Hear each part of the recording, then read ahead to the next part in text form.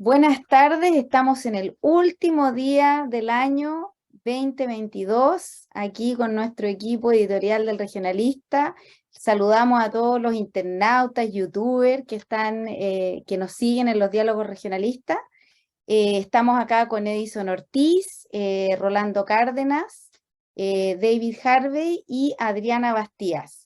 Así que estamos para comenzar un diálogo regionalista hablando el 2022 y hablando del 2023, pues porque aquí también las predicciones siempre son importantes cuando estamos por comenzar un año. Así que vamos a hablar de política, de cultura, de todo de lo que podamos en este ratito que tenemos de diálogo regionalista. Así que, bueno, los saludamos y le doy la palabra a Adriana para que nos hagas un análisis en tu área. No sé si quieres hablarnos de ciencias, de cosas importantes este año, cómo lo ves para el próximo. Bueno, primero buenas tardes a todos quienes nos escuchan. Espero que me esté escuchando mejor. Este año ha sido sin duda desde el ministro de Ciencia y Tecnología, Flavio Salazar, quien es además cierto del Partido Comunista, marca un rumbo distinto que tiene un break o tiene un cambio cuando se cambia cierto por la primera ministra mujer, ¿cierto? Que es una ministra también doctora, ambos doctores, pero es una ministra, Silvia Díaz, que había trabajado mucho tiempo y la mayor parte del tiempo, ¿cierto?, en el Congreso Futuro. Por lo tanto, se le asocia, por un lado, si bien ella es independiente, se le asocia al PPD y a la figura de Guido Girardi, ¿cierto?, que es la persona que ha estado bajo o tras el Congreso Futuro principalmente. Hace muy poquito, ¿cierto?, hay un anuncio donde se observa que una de las promesas en ciencia y tecnología, porque esta es el área de la que yo les estoy conversando, es que van a haber seremías regionales. Sin embargo, el día de hoy, en una entrevista a la ministra Díaz, ¿cierto?, ella indica que van a haber, que básicamente al parecer la promesa no se va a cumplir y que van a haber macrozonas más pequeñas, pero no seremías regionales. Y eso ya es interesante, se avanza, ¿cierto?, pero no se cumple con lo prometido en campaña, básicamente. Sin duda el tema de la ciencia y tecnología marca algo distinto cuando hablamos de cambiar el modelo de desarrollo. Sin embargo, también la ministra Díaz hace menos de un mes en un diario señala que el extractivismo se puede tolerar, no con las mismas palabras, estoy parafraseándola, se puede tolerar cuando hay avance en ciencia y tecnología. Lo que está un poco, digamos, en contra de todo lo que es cuando hablamos de crisis climática, etcétera, etcétera. Entonces tenemos esta llamativa performance de la nueva ministra, que a mí me sugiere que debiese tener una continuidad el ministerio, que se ve un quiebre, se ve un quiebre muy fuerte entre el ministro anterior y la ministra actual, ¿ya? Y eso es interesante en el discurso y cómo se está planteando el discurso y cómo cada vez que ella está dando entrevistas surgen estas situaciones que parecieran estar un poco en contradicción a lo prometido con respecto al desarrollo de ciencia y tecnología y a cómo vamos a cambiar supuestamente este modelo de desarrollo en pro de un modelo de desarrollo más acorde o más apropiado a una crisis climática.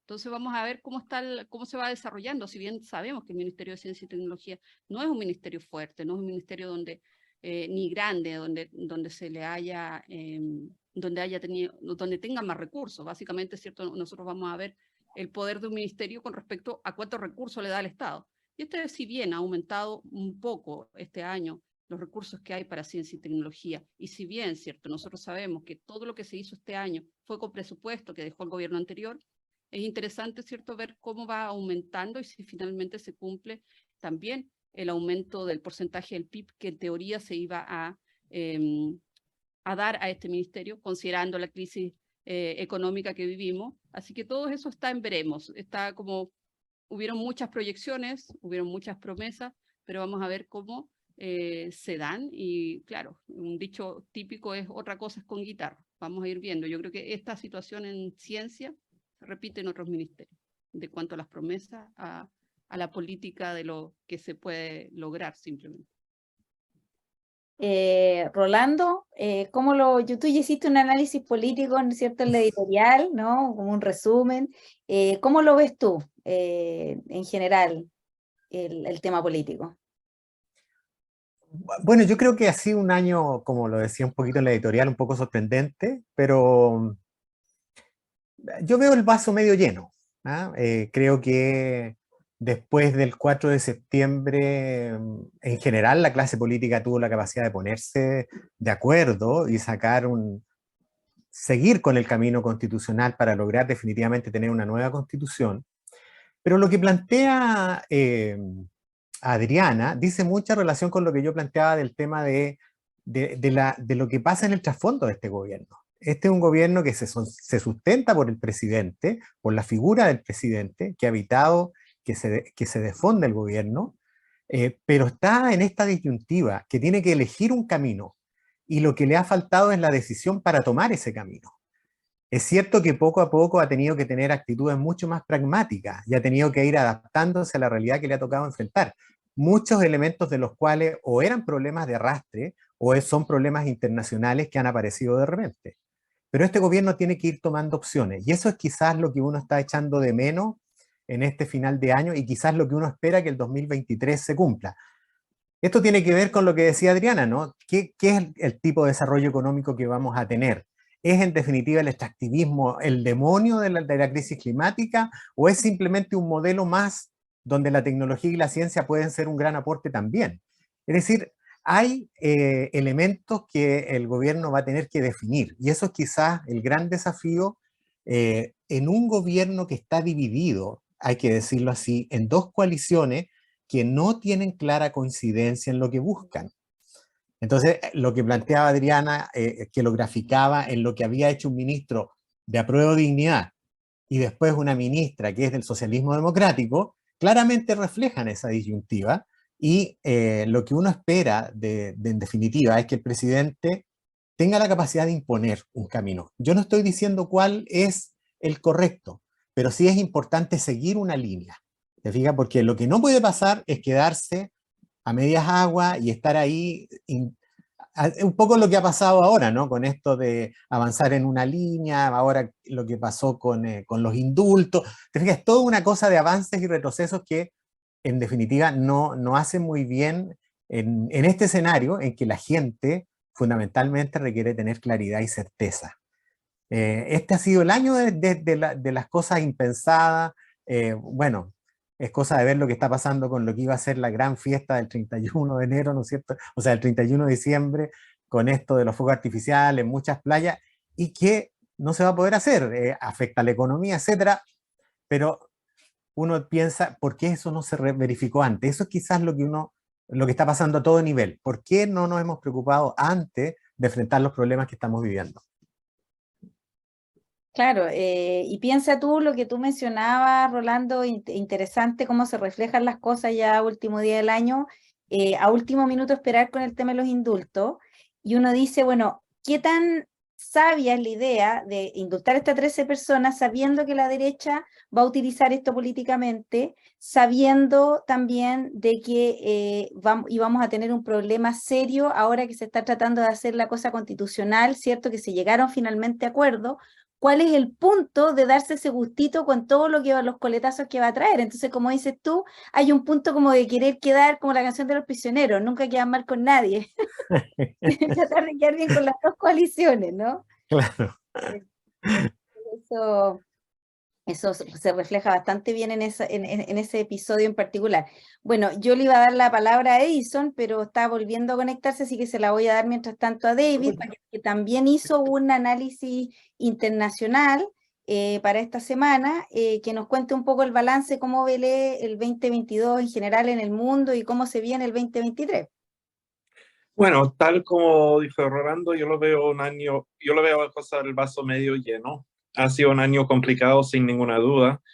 En el ámbito internacional ha sido dominado, bueno, por la guerra de Ucrania y sus secuelas y todavía los problemas económicos que vienen arrastrando de la época del COVID, de la destrucción de las cadenas de abastecimiento, de la inflación, de todo eso. Sin embargo, lo que veo más positivo al ámbito internacional es el rechazo de los extremos y el fortalecimiento de la democracia en distintas partes del mundo. En la región aquí, la derrota de Jair Bolsonaro, la vuelta de Lula da Silva en Brasil, una muy buena señal.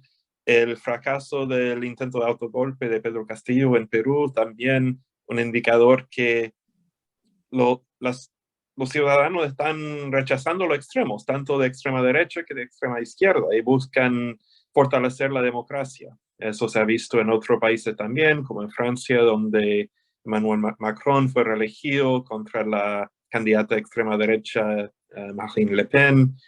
En las elecciones midterm de Estados Unidos, muchos de los candidatos apoyados por Donald Trump, los que básicamente habían prometido ayudarle a robar la próxima elección presidencial, casi todos perdieron. Y eso también es una señal que la gente puede ser dividido en sus distintos partidos, pero igual hay un compromiso con la idea de la democracia. Eso es una cosa bien importante. No, y algo que también el público chileno local acá no necesariamente puede saber que está aconteciendo en Estados Unidos en este momento es que el Partido Republicano le está dando la espalda a Trump. Entonces esto que se esperaba que Trump iba a ser el candidato presidencial, Ron DeSantis se ve como el gobernador de Florida, que nosotros lo conocemos bastante bien. El tipo es mucho más peligroso que Trump porque aparte de ser un fanático es un tipo más inteligente, podría hacer mucho daño, ¿eh? Entonces, ojo con Ron DeSantis en Estados Unidos, porque eso podría ser la gran sorpresa para las próximas elecciones. La verdad es que es muy temprano para saber, yo creo, y es difícil escoger entre, no sé, como entre el cáncer y dos males, pero... En realidad es como una falsa analogía, porque ahora el SIDA se cura, o sea, no se cura, pero se vive con él bien, digamos, se puede vivir. Entonces, no sé, entre el cáncer de ahora... Bueno, por eso digo, el vaso está medio lleno, no lleno por completo, porque igual vienen tiempos difíciles, pero si uno piensa, yo vería el 2022 también como en el sentido de cosas terribles que podrían haber pasado que al final no pasaron.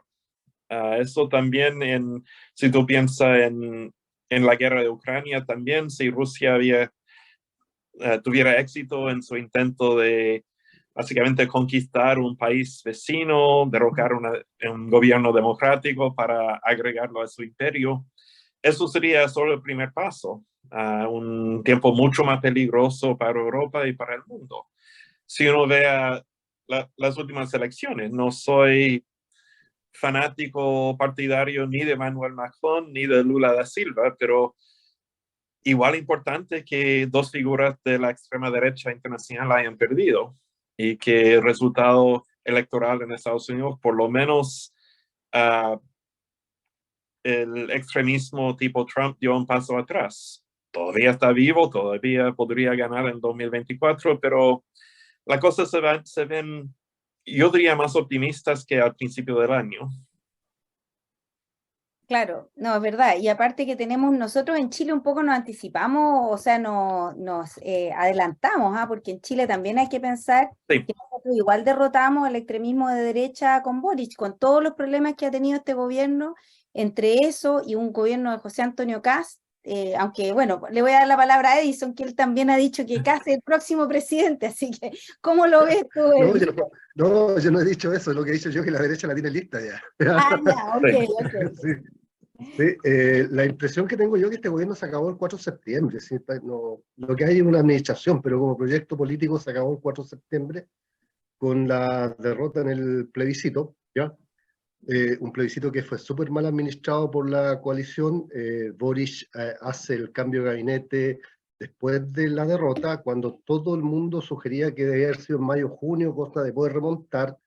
Tomó palco respecto de el plebiscito. A mí me tocó, yo trabajé harto por el apruebo acá, y te quiero contar que en el gobierno no había nadie haciendo lo mismo, no había nadie, ¿ya? No había nadie, no había a ningún CEREMI desplegado, no vi a nadie. Entonces tengo la impresión de que Este gobierno se acabó como proyecto político el 4 de septiembre. Otra cosa es la administración, y eso ya ojalá que se mantenga la elección democrática. Si se mantuvo con Piñera, ¿por qué no lo puede hacer Boris? Ya de que cierra su ciclo. Yo a ustedes les copié una entrevista en el Diario Financiero que para mí es, bueno, hay gente que lo leyó de otra manera como lo leí yo, pero tengo la impresión de que esa entrevista devela la transformación de Boris. Del hombre de los cambios, las transformaciones, al hombre de la política en la medida de lo posible, ¿ya? De los acuerdos. Y en ese sentido tengo la impresión de que el problema de esta generación no es lo que ha hecho, sino lo que dijo, ¿ya? Yo creo que es una generación que habló hasta por los codos, y como lo dijo Adriana, yo fui testigo de un diálogo de esto, ¿eh? Yo fui testigo de un diálogo de esto el 2014, cuando estaba interviniendo un amigo mío en un foro, y Boris, ya diputado, le dijo, bueno, yo te quiero decir a ti que yo cuestiono la transacción, pues, y el personaje en cuestión le dijo, oye, Gabriel, otra cosa es con guitarra, ¿ya? Situación que él después, este año, replicó, y yo les dije a ustedes que esa cita la habíamos hecho ya nosotros, ¿ya?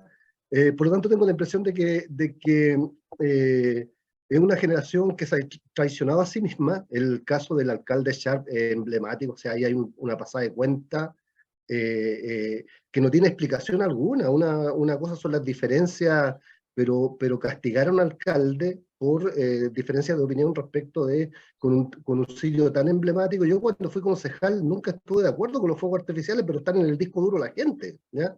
Entonces tengo la impresión de que efectivamente es una generación que ha hablado hasta por los codos, que se ha contradecido un montón de veces.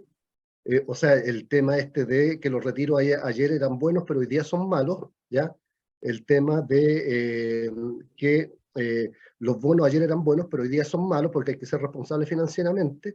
Tengo la impresión de que Gabriel Boric en realidad es el relacionador público del gobierno, y quien gobierna de verdad es Mario Marcel, ¿ya? Marcel es el hombre fuerte del gobierno. El PS le ha puesto el piso a esta administración, no sin tensiones internas. El PC está prácticamente quebrado, ya. Yo soy de los que creen que viene una ruptura profunda en el PC de no solucionarse el tema, y tengo la impresión de que vamos a ver solamente una administración que va a concluir, que es de continuidad respecto de lo que se hizo anteriormente. Que además tiene una tremenda deslealtad política. Esta cosa de la Seremi Metropolitana de Desarrollo Social a mí me parece sin nombre. O sea, una chica que nada más porque la sacan del cargo, tira todo el ventilador, acude al Consejo de Defensa del Estado, destraba. Esa cuestión en la época de Rolando y mía, por viejos que seamos, no existía. Uno entendía que la designación política, yo no fui nunca funcionario de confianza a todo esto, pero yo entendía que cuando a uno lo sacaban de un cargo, era un tema que tenía que ver con responsabilidad y confianza política, y la gente guardaba silencio respecto a la coalición. Pero te lo digo esto porque si acá en esta región ocurriera lo mismo, no te quepa la menor duda que yo conozco como a 3 jefas que harían exactamente lo mismo, ¿ya? O sea, ninguna lealtad política. A nivel regional, un delegado presidencial hipercuestionado, que se mantiene solamente porque el hombre de confianza de el diputado Soto, hombre clave ahí en la articulación, que además jugó un rol perverso en torno a la posibilidad de que Carol Cariola asumiera la presidencia de la Cámara de Diputados. Tengo la impresión de que no solamente fue machista, fue un tipo sumamente desleal con un proyecto político del cual él había sido parte, que fue el acuerdo.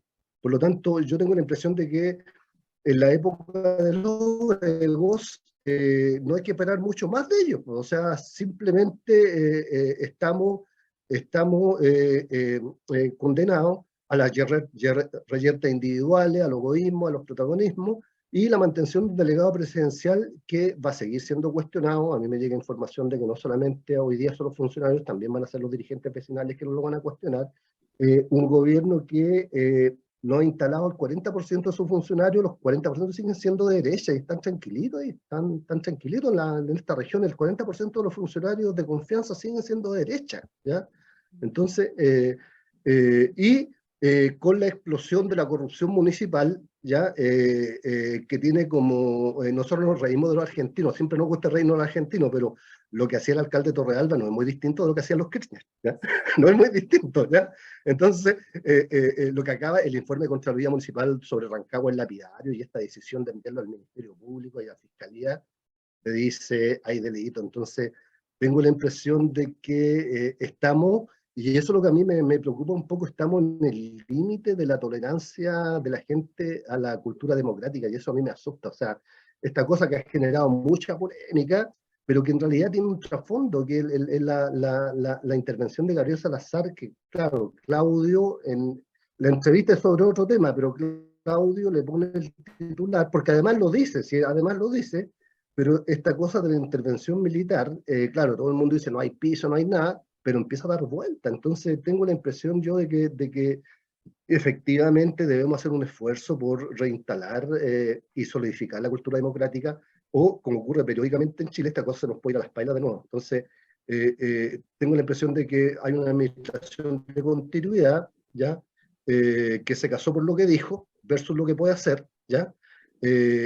Un reventón de la corrupción que tienen los municipios como, o sea, esta cosa de que Torrealba en las paredes guardar dinero, ¿ya? A mí me parece, ya, de teleserie brasileña, de las teleseries, claro, no, Película de claro, mafioso.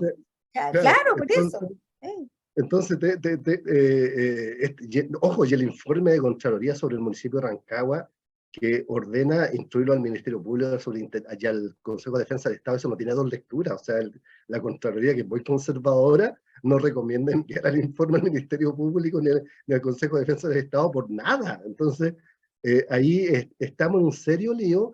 Tengo la impresión de que debemos hacer el esfuerzo porque este gobierno termine y termine bien, más allá de lo que pueda ocurrir, ¿ya? Que se preserve la cultura democrática. Estamos en el año, nos aproximamos al año de los 50 años, por lo tanto, con mayor razón hay que defender la democracia, la institucionalidad y cuidarla. Sí, no, en ese sentido, Edison, yo creo que es claro que vivimos en un momento complejo. Yo la verdad que concuerdo con el análisis de que en realidad no hay horno para bollos con los militares. Yo creo que los militares no tienen ni un interés en intervenir. El peligro real para mí es el populismo. Para mí el peligro real es el partido de la gente, es gente como Carter, por ejemplo.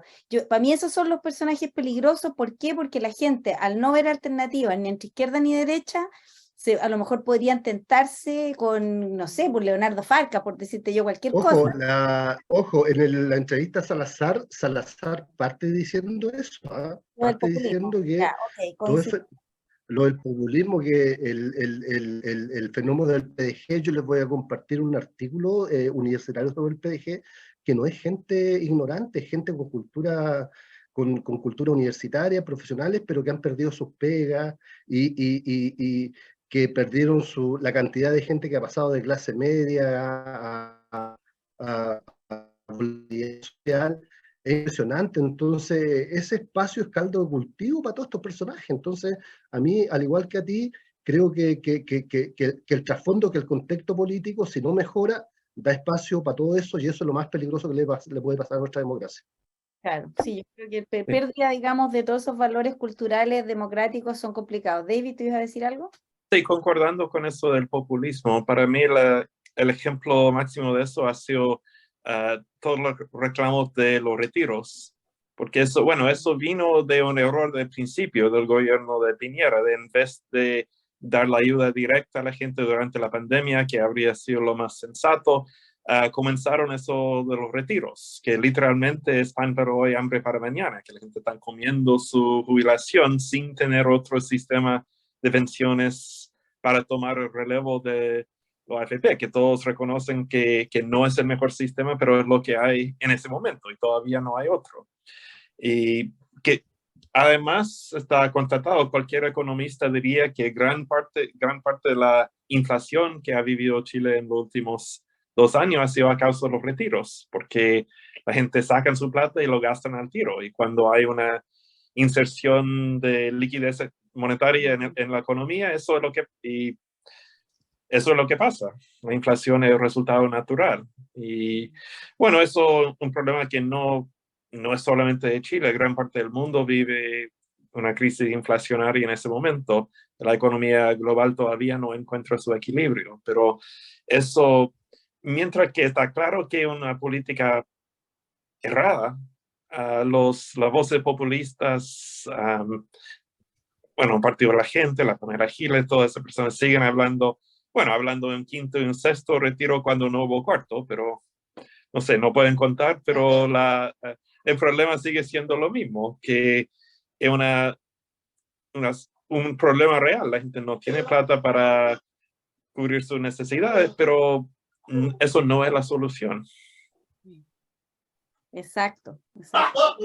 Así es. Alicia, mira, un par de comentarios, ¿no? Respecto a lo que decía de Edison. Yo insisto en tener una mirada optimista, creo que es bueno mantener, como decía Churchill, no existe alternativa, hay que ser optimista siempre. Pero mira, yo creo que efectivamente este gobierno, la gran debilidad que tuvo inicial, y uno lo puede ver cuando escucha el primer discurso del presidente Boris, es que el tema de la delincuencia no estaba en el radar del gobierno, no estaba. Y jamás imaginaron lo que eso significaba. La inseguridad que viven las personas agravada por la crisis económica, pero la inseguridad que provoca la delincuencia efectivamente hace que la gente prefiera la seguridad por sobre la libertad. Eso es lo que más atenta contra la democracia, es no poder vivir con tranquilidad. Uno es capaz de hipotecar su libertad en función de tener la certeza de poder llegar a la casa y que no te hagan un portonazo, que asalten a tu hijo, etcétera, ¿no? Eso por un lado. Pero por otro lado, mira, yo creo que este gobierno, a pesar de los problemas que tiene, a pesar que es un gobierno de minoría, y no debemos olvidarlo, no tiene votos en el Cámara de Diputados, no tiene votos en el Senado, le va a costar mucho armar mayorías para apoyar sus proyectos. Sin embargo, hay ciertas cosas que se han ido quedando. O sea, mira, cuando discutimos ahora, cuando discuten los partidos políticos el nuevo proceso constituyente y los bordes que se instalan, ¿no es cierto? Hay cosas que están absolutamente, yo creo, son parte de, ¿no? O sea, nadie podría pensar en que no hubiera paridad, por ejemplo. O sea, hay valores que se han instalado y que ya son parte de. Este gobierno, si logra que se salga la nueva constitución con la firma del presidente, logra sacar adelante una reforma de pensiones que mejore las jubilaciones de quienes hoy día ya están viviendo en esa etapa de la vida, y es capaz de enfrentar el tema de seguridad con un acuerdo de Estado, porque no hay alternativa, este es un tema que no resiste trincheras de un lado a otro, puede quedar un buen resultado final de la gestión del gobierno. Yo creo que está la posibilidad, porque además esta generación que está en el poder nos va a gobernar los próximos 40 años. No va a haber un cambio, es la generación que va a seguir gobernando el país por muchos años más. Yo no lo voy a ver, pero van a seguir gobernando por muchos años más. Sí, no, yo concuerdo contigo, Rolando, en la visión optimista, en el sentido de que yo creo que Boric además tiene una habilidad política que tú lo comentabas bien en la editorial, yo totalmente de acuerdo, yo creo que el tipo tiene habilidad política, tiene el problema que decía Edison, ¿no? De que está ahí tratando digamos, en dos coaliciones y que ahí se puede perder lógicamente ese liderazgo mucho más complejo que teniendo una pura coalición. Pero yo creo que el tipo tiene suficiente experiencia como para poder... Ahora, el tema va a ser si él va a lograr que cuaje, ¿no? Esta cosa y que no se empiecen a descomponer todos los pedazos de estas dos coaliciones, que no empiecen a agarrar, digamos que no hay una guerra campal entre, ¿no? Ex concertación y... Un dato súper breve. Mira, el otro día salía un reportaje, ¿no? Hoy día tú tienes al socialismo democrático controlando las principales carteras de los ministerios, pero a nivel de subsecretaría, de 39 subsecretarías, solo 6 tiene el socialismo democrático. O sea, es inmensamente superior la cantidad de funcionarios de confianza de apruebo de dignidad. Claro. Eso hizo ya que los presidentes del socialismo democrático, del PPD, del PR, del Partido Liberal, del Partido Socialista, ya se reunieron con el presidente haciéndole ver su malestar. O sea, si aquí vemos dos coaliciones, obviamente que tiene que haber equiparidad en la distribución de los cargos, ¿no? Si finalmente el cuoteo es lo más parecido a la política. Entonces, ese tipo de cosas, y como dice Edison, además, cargos que no sean todavía, después de tantos meses, casi un año de gobierno, y que no se completan, obviamente que eso el presidente va a tener que tomar esa decisión e ir equilibrando las fuerzas internas. Sí, ¿no? Y es cosa de recordar lo que pasa aquí en la región, ¿cierto? Hace muy poquito se puso a la Seremi de Educación tras la salida del subsecretario que se va, ¿cierto?, a más central, a un poder más central, y todavía está, a pesar de que se define como un gobierno feminista en la región de O'Higgins, la Seremi del Ministerio de la Seremi de la Mujer no está nombrada, ¿cierto? Y tampoco está la directora del CERNAM, que salió el concurso hace poco. Por lo tanto, es lo que dice Rolando, o lo que dicen ustedes, hay una gran cantidad de personas que todavía no han sido nombradas, y eso también perjudica a cómo se va a ir dando el gobierno. Creo que el tema del proceso constituyente es sin duda la gran derrota, más allá de que no se quiso decir, ¿cierto?, que es de este gobierno, pero fue una derrota fuerte para toda la ala progresista de este país, básicamente porque vemos que en estos acuerdos previos que se han hecho, es un retroceso a un sistema mixto, que ya la gente había votado que no quería mixto, sin embargo, ¿cierto?, vemos que desde los partidos se decide que sí va a ser mixto, con una cantidad de expertos, donde uno pudiese, ¿quién es el experto? Ya, a partir. ¿El experto es alguien de Santiago? ¿Es alguien que salió de la Chile o la Católica? ¿Quiénes definen quiénes van a ser los expertos? Son los partidos, pero se va a respetar la paridad. ¿Va a haber realmente una descentralización de las y los expertos? ¿O siempre van a pertenecer a esta élite social, ¿cierto?, económica y universitaria, que Chile se concentra? Eso es interesante para ver qué finalmente termina siendo el proceso constituyente. Creo que efectivamente si se avanza en el proceso constituyente va a ser una ganancia para Chile. Ahora, es probable que finalmente lo que se tenga en un texto, considerando también las dos almas que hay en este gobierno, es más parecido a un Frankenstein que algo más, digamos, como global, ¿me entiendes? Porque probablemente hay algunas cosas que se avancen y algunas cosas en que simplemente no se va a poder porque no se va a ceder. Ya se pusieron algunas restricciones dentro del acuerdo que también son cuestionables, ¿cierto? Porque ya partimos como con la cancha rayada y estos son los límites, pero esos límites los impusieron partidos políticos. O sea, esos límites están porque hubo un gran fracaso. Exactamente. O sea, la convención se farrió, y eso hay que decirlo y recordarlo siempre. Aquí hay culpables, claros. 100%. Mira, yo el otro día miraba un tuit de Baradit, en que yo decía, este tipo realmente no entiende nada, porque pone algo respecto a que en la academia, en la última academia, ¿cierto?, salió que Chile quería un Estado social. Sí, ¿cierto? ese es un gran avance también. Claro, que eso ya está como establecido, la derecha lo acepta. Sí, lo acepta. Entonces él dice, bueno, parece que era cierto que no se leyeron el texto constitucional, y yo decía, pero hombre, no se trata de eso, la gente no rechazó el Estado social, no fue eso lo que rechazaron cosas como la plurinacionalidad, como toda esta cosa de la propiedad privada, o sea, hay una serie de cosas que estaban en la Constitución de manera ambigua. Y esto lo conversábamos con David el otro día, una constitución no puede tener ambigüedades, no puedes tener cosas ambiguas, tiene que estar clarito el texto lo que dice.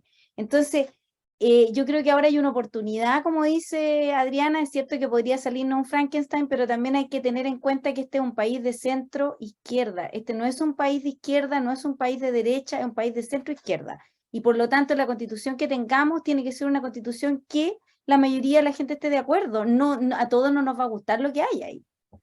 Sí, igual hay que tener cuidado, ¿cierto?, con todos estos cambios que van a haber ahora, por ejemplo, incluso cómo hacer el voto, ¿cierto?, si es el voto obligatorio o es un voto voluntario, porque eso también cambia el perfil de quienes van a votar. Va a ser obligatorio. ¿Va a ser obligatorio? Sí, va a ser obligatorio. Sí. Imagínate cómo cambió ya digamos, el escenario de la Cámara de Diputados y el Senado. Entonces hay que considerar eso cuando veamos ahora los resultados y cómo se avanza en este proceso constituyente. Pero para mí, como decía Rolando, el ya que se avance con respecto a derechos sociales, por ejemplo, va a ser un gran avance, y el que se mantenga, por cierto, la paridad en este gobierno denominado feminista.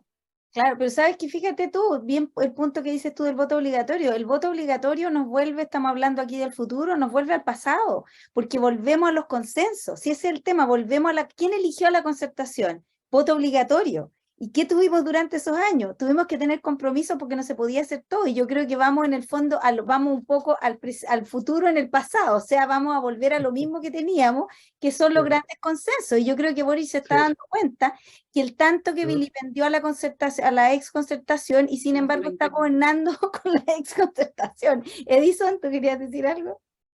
Edison está parece con problema de conectividad. Sí, está con problema de conectividad. Claro, pero digamos, estamos yendo en el fondo 2 pasos para atrás y 3 pasos para adelante, o sea, en el fondo es eso.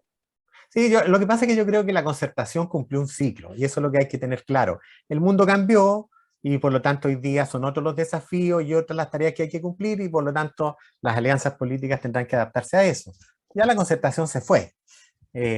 Ahora, lo que vamos a tener va a ser una constitución nueva, que va a ser minimalista, como dicen muchos, y va a ser neutra. Pero que sea minimalista a mí es una cosa que me gusta, fíjate, porque precisamente Adriana trabaja en el área de la ciencia, donde los avances tecnológicos nos transforman el mundo todos los días. Y por lo tanto tenemos que tener esa capacidad, algo flexible, algo que pueda adaptarse al tiempo. Es cosa de ver cómo la cantidad de nuevos delitos, por ejemplo, ya que hablábamos de seguridad, existen y no tenemos nada, porque las leyes van muy atrás. Y los delincuentes avanzan y avanzan. Entonces, eso nos pasa en toda orden de cosas. Hoy día, justamente en las noticias estaban hablando de un caso de un robo de una bicicleta específica, que finalmente decía el carabinero, nosotros no podemos actuar a menos que sea en flagrancia, y la flagrancia tiene una cantidad de horas, como 72 horas, y por lo tanto después de eso se complica todo el tema del arresto, de la investigación, etcétera. Esas son cosas que hay que cambiarlas, porque los delitos, como dices tú, han cambiado, entonces no se puede seguir con la legislación de hace no sé cuántos años. Claro, exactamente. A mí, por ejemplo, el tema de carabineros es otro tema que me parece interesante conversar, esta cosa de la democratización dentro de las Fuerzas Armadas y de orden. Creo que esta cosa de tener 2 escalafones, ¿cierto? De tener, digamos, quienes son oficiales y quienes no son suboficiales, creo que ya como que es un momento de pensarlo, ¿cierto? Y no puede ser que las personas que tengan más dinero pueden ser oficiales, independiente de los méritos que pudiesen tener en otras, o habilidades, etcétera. Yo creo que hay que pensar en la democratización dentro de las Fuerzas Armadas y de orden, donde haya un solo escalafón, y donde, ¿cierto?, vayan avanzando de acuerdo a los méritos y no de acuerdo a otras situaciones. Claro, y que el tema de género también, el tema de género ahí también sería importante, de fija, porque tú ves que hay muchísimo menos mujeres que suben a los altos mandos, y teniendo ya una buena cantidad de años en que ya las mujeres están incorporadas en todo, pero no suben de categoría, no suben de rango de la misma manera. Entonces todas esas cosas tienen que, como dices tú, democratizarse y modernizarse. Claro, totalmente. Así es que ahí finalmente logró el Edison volver a la conversación. No, mira, lo que quería decir yo que hay que tener cuidado también con el tema, porque la derecha, con toda la medio de comunicación que tiene, va a dar una disputa seria al tema de que hemos instalado el Estado Social Democrático de Derecho. Yo creo que ellos lo van a tratar de revertir. Y en ese sentido entiendo el punto de vista de Gonzalo. Gonzalo más bien intenta salvar los muebles, pero se puede quemar la casa, ¿ya? Entonces, efectivamente, hay un debate tremendo respecto de cómo la derecha va a tratar de tergiversar el Estado Social de Derecho. El diputado más hueón de Chile, que lo tenemos acá en Rancagua, ¿cómo se llama? Chalpe. Y ese es un ejemplo de la niño símbolo. Sí. De hecho, la Universidad del Abuenamiento nos dijo el año pasado que si nos sacábamos electos iban a instalar la Casa Central acá en Rancagua, ¿ya? Por lo tanto, vamos a tener Casa Central de esa universidad. Él fijando, con un 6%, fijando las normas respecto de lo que se puede hacer con la nueva Constitución. Entonces, yo creo que estos niñitos están un poquito pasados de revoluciones, están haciendo todo lo posible para que el posible acuerdo se delegitime aún más. Y hay que esperar. Yo siento, en los espacios en que uno convive, siento mucha violencia todos los días, en la carretera, en el autobús, ¿ya? Siento que hay una violencia que está escondida, que no es la Plaza Italia, que está repartida homogéneamente hoy día en todo lo que hacemos. Entonces, yo creo que hay un estado de tensión esperando a que ocurra algo. Uno se puede equivocar, pero siento esa situación casi todos los días en la vida cotidiana de uno, la Por lo tanto, tengo la impresión de que estamos en una situación bastante compleja. Uno siempre trata de ser optimista, pero optimista con base en la realidad. Y tengo la impresión de que estamos metidos en un dilema, en un escenario complejo. Tengo la impresión de que la ciudadanía va a tener que ayudar a contribuir harto a que este gobierno salga adelante en lo que se puede hacer, ¿ya? Y efectivamente ver qué puede pasar con la propuesta de nueva constitución, porque no les queda la menor duda de que el Estado social, democrático, de derecho, la derecha lo va a jugar como concepto y lo va a tratar de distorsionar en el punto desde cuando se inicia este debate, y para eso tiene harta prensa, como lo pudimos ver nosotros en el periodo anterior. Por lo tanto, hay que estar atento, cuidadoso, y yo le pediría al gobierno que, bueno, si quiere hacer algo, que termine de instalar su gobierno. O sea, no puede ser que el 40% de los cargos de gobierno sigan siendo de gente de derecha que está muy cómoda, tranquila y operando para lo que tiene que operar. Cierto. Bueno, vamos a... Ahora, vamos- Alicia, hay solo un comentario, ¿no? Yo creo que es ahí donde uno echa de menos, por lo que dice Edison, la responsabilidad, diría yo, con que tienen que actuar los políticos, porque ya lo vimos en el proceso de la convención. La derecha al principio del proceso de la convención se dividió en dos. Un grupo que estaba absolutamente en contra de cualquier cosa y un grupo que quería dialogar, ¿no es cierto?, donde estaba Monkever, qué sé yo, Nala Reimate y otros, pero sin embargo le cerramos la puerta. Es decir, cuando podríamos haber configurado una derecha con la cual pudiéramos convivir adecuadamente, le cerramos la puerta. Ahora es lo mismo. La derecha sufrió un proceso interno duro. O sea, para Macaya hacer lo que ha hecho ha tenido un costo bien grande. ¿Ah? Y en ese sentido yo creo que ahí el riesgo de que Macaya sea un nuevo Lavín existe, pero también tiene que, los partidos que no estamos ahí, ¿no es cierto?, que estamos al otro lado, tenemos que decir, bueno, ¿con quién quiero estar yo al frente? ¿Quién quiero que esté allá? Entonces uno tiene que tener la capacidad, ¿no es cierto?, porque esta reflexión respecto de la necesidad de un Estado social y democrático de derecho, también la ha tenido la derecha. Entonces son esos grupos con los cuales tenemos que tener más diálogo. No podemos dejar que sea republicano o la parte más recalcitrante de RN o la UDI quienes lleven la voz cantante. O sea, eso es lo que digo yo, que la política tiene que saber actuar. Pero hay un problema ahí, Rolando, yo estoy de acuerdo contigo. Recuerda que tú, que Boric y Macaya llegan a acuerdo en que el 100% de los nuevos convencionales sean electos.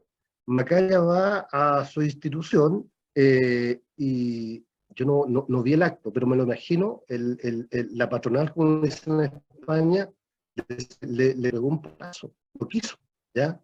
Entonces, efectivamente, ahí tuviste tú un liderazgo, ¿ya?, de esta región, además, que fue capaz de entenderse con el presidente Boric y llegar a una lista de consenso para elegir a todos los convencionales. Pero también aquí hay poderes fácticos que a nosotros se nos olvida, que también operan tras la sombra y que en Chile son muy poderosos. Por eso hay que apoyar, por eso hay que tener lazos con esos sectores y hay que potenciarlos. Y se logró. Finalmente vamos a tener 50 convencionales electos. Más allá de que van a haber especialistas o qué sé yo, los que van a votar finalmente son los convencionales 100% electos. O sea, no ha sido fácil, pero yo diría que no va a ser lo óptimo, pero estamos acercándonos a algo bueno.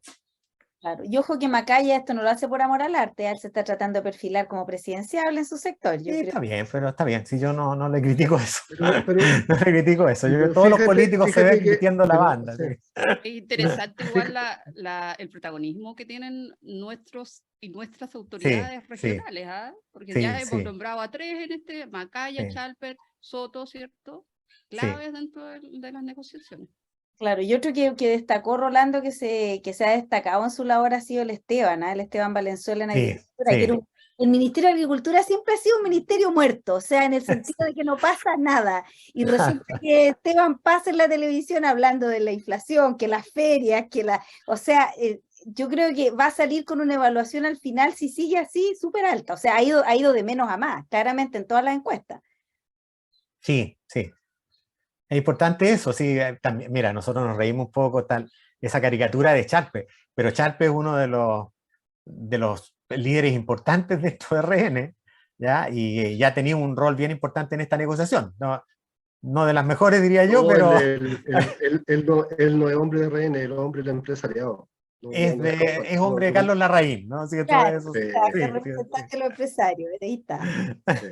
Yo creo que su alma no es RN, su alma es como mucho más extrema derecha, no sé. Puede ser, ¿ah? No, el niño no, si él el niño lo mandaba de Carlos Larraín y él responde al gran empresariado. Yo conozco bien su historia, ¿ya? No es casualidad que en el periodo anterior le dieran tribuna por todos lados, siendo un diputado que nunca ha hecho un aporte significativo, si no hagamos los lesos, ¿ya? Lo pusieron, lo ponían en todos los canales, diciendo puras tonteras, pero el mundo en que vivimos es así, punto. Desconocido, digamos. La telepolítica. Claro, claro. Sí, aficionado al Canal 13 porque lo invitan a cada rato. Sí. Entonces, ese es el asunto. Bueno, la conversación ha estado sumamente interesante. Ojalá que nuestros youtubers, internautas hayan disfrutado de este diálogo regionalista, pero tenemos que despedir el año porque ya nos quedan pocas horas. Así es que, bueno, les mandamos un Y saludo. yo tengo que ir a buscar a mi hijo, así que... También, también. Todo ahí preparándose para la noche, Claro. para la fiesta de fin de año. Así que bueno, les mandamos un cariñoso abrazo, saludo a todos los que nos leen, nos escuchan, nos ven. Así que tengan un excelente 2023, que se venga mucho mejor este año. Sí, pero además, disculpa que te interrumpa, se me olvidó analizar el rol del regionalista, que ha ido también de menos a más.